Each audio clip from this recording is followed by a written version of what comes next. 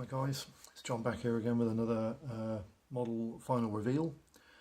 Today it's the turn of the Maquette's 1/72nd scale Beresnyak Isayev BI-1 experimental rocket fighter. This little kit, I'll be honest with you, was a little bit of a nightmare. I have done a build progress video on this for you, so it would be advantageous to you if you're going to build one of these kits to see the build progress video, just to have a look to see exactly what is involved in building this thing, because it was quite a finicky, fiddly little thing to put together, and it required quite a bit of filler here and there, and I probably should have used more filler on the underside than I did, but I think to a lot of intents and purposes I did quite rush this thing because I wanted to get it finished. It's an unusual model subject because the plane itself was responsible for at least one death of the Soviet test pilots in 1944, I believe it was. Might have been 43 actually, because the aircraft was actually in its test program for quite a long time before they cancelled the project. Similar in concept to the Me-163, the aircraft was actually powered by a rocket motor. And in some stages of its development, it was actually powered by two retro rockets on the wingtips as well as the rocket motor in the fuselage. But that was very quickly abandoned as they were very difficult to light, and they often flamed out before the aircraft even took off, so the advantages of having the extra thrust was not very often apparent. The aircraft itself, build-wise, it went together reasonably well, but there were a few technical hitches with it here and there. The explanation of the rear end, if you have skid landing gear on this kit, there are two additional parts which need to be located on the fuselage, and it's a bit vague as to where they go, and I'm not 100% sure if I've got it right or if I've got it wrong, because on some models that have been built on inbox reviews, and sorry, not inbox reviews, but final reveal videos and reviews by professional modelers, some have got the two rear sections, which are triangular shaped, bolted almost like glued together and then stuck underneath the aircraft with the skid attached to the very end. And some have got them in a V formation like I've put them in, where the skid is attached to the existing mount in between the two. They're like a couple of fins, and I have tried to see a few there are a couple of these aircraft in museums. One of them I think is a mock-up where the fins aren't applied but it has wheeled landing gear, and the other one is skid landing gear in a museum in the Soviet Union somewhere, and you can't tell whether it's either or, so I've just gone for this configuration hoping that it's right. I think it is right. It looks the most likely arrangement from the one that's in the museum.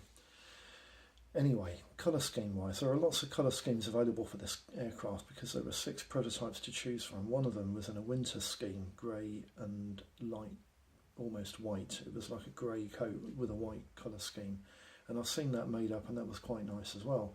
But I've opted for this particular one. This was the 5th prototype scheme, which had the ski landing gear. This was the one that was first equipped with the RD-1 rocket motor, and this was the one that the majority of the RD-1 rocket motor tests were done on. I just want to show you the actual kit itself. I'll just turn it around slightly there. You've got the 5th prototype markings on the fin. Depending on the prototype number, it would have had the appropriate number on the fin, but there were no upper wing stars on the aircraft at all. They were all mounted on the fuselage and the fin discs on the tips of the tail fin there, tips of the tail plane rather. And the underside of this kit was actually quite a dark medium blue, like that. There are other versions of this where the underside is white. There is one where the underside is very, very light grey, and there's another one where the underside, I think it's a 6th prototype, where the underside is pretty much, well, the actual camo pattern is pretty much the same as this, but the underside is a much more sky blue colour. But this was the colour of the 5th prototype, and this was in the testing program for the best part of a year before the fuselage was rendered virtually useless because the aircraft was very susceptible to scorch and burn damage, and the fifth prototype eventually caught fire and had to be scrapped, which was why they built a sixth prototype that only served for about 2.5 months before the testing program was cancelled. But there is a bit of expanded sprue work required on this kit. The tail struts on the top there, you can see them, and on the bottom there you can see them, are actually expanded sprue, and the machine guns in the front are actually expanded sprue as well.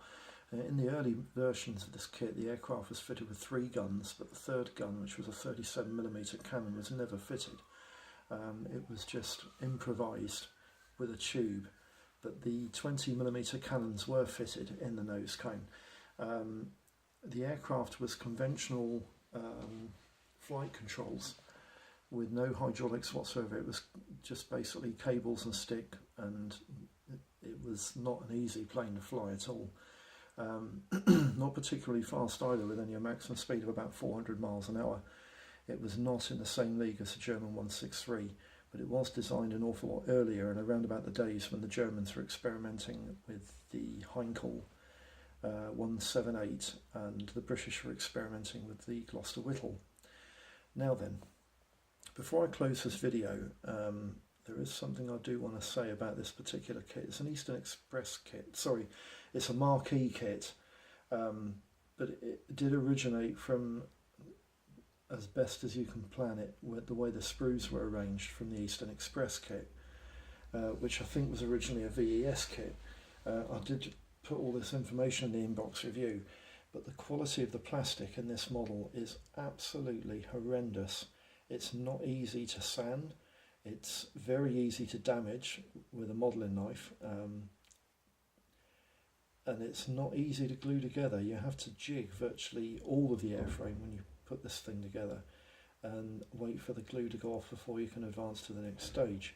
And also, I let the glue that allowed the canopy to set, I let the glue on that cure for about a good 30 seconds before I applied the canopy, because I was worried about it misting up. The parts on this kit are really crude. The plastic that's used in this kit is horrendous. I'm not going to say it's a terrible model, because it's an interesting model subject, but I am going to say it's not a nice kit to build. I wouldn't say I didn't enjoy building this kit, but I would say it was not a lot of fun.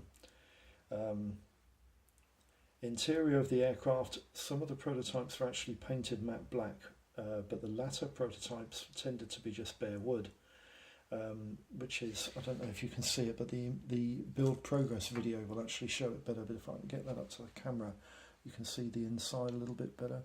The inside of the kit is actually bare wood, and the metal sections are finished in titanium silver with matte black framework to the interior of the cockpit.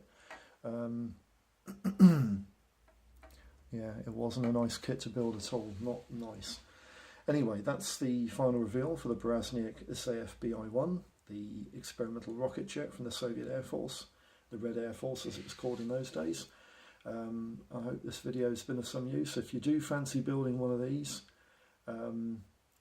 try and go for the Eastern Express, because it's the one with the most number of different options available to you. You've got the rocket motors that go, the retro rockets that go on the wingtips as well with that kit.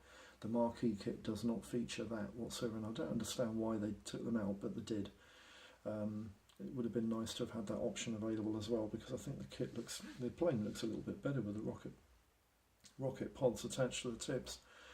But anyway, that's the kit finished and built. I'll be on to the next project soon. Another inbox review coming up soon. And may all your projects go as smooth, if not a lot better than mine. See you for now, lads. Bye-bye.